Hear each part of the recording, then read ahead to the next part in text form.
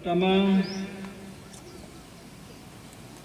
Bapak Bupati Aceh Barat Daya Kakanda Akmal Ibrahim ini kan beserta keluarga menitipkan salam kepada kita semua.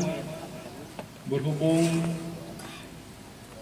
kemarin beliau harus berangkat ke Jakarta dalam agenda pertemuan dengan Menteri Agraria yang insya Allah mungkin juga ketua dan pimpinan DPR dan juga anggota DPR setelah upacara ini juga berangkat.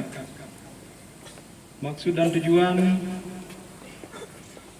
adalah bagaimana berusaha memperjuangkan izin HGU PTJA itu tidak diperpanjang. Perlu digarisbawahi, bukan pemerintah tidak menerima investor di Kabupaten Aceh Barat Daya. Ada HGU lain yang memang produktif dan bermanfaat, itu tidak menjadi masalah. PTJA hadir 30 tahun yang lalu, kemudian Bapak Gubernur beserta Bapak Bupati merencanakan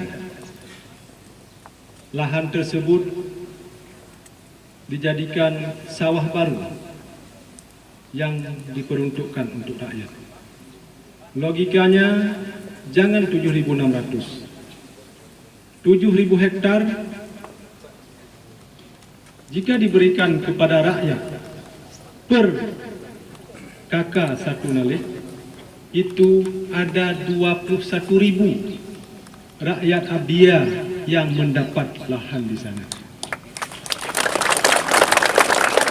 Sementara sekarang 95% saham PTJA dikuasai oleh perusahaan Singapura, 5% dikuasai oleh asing.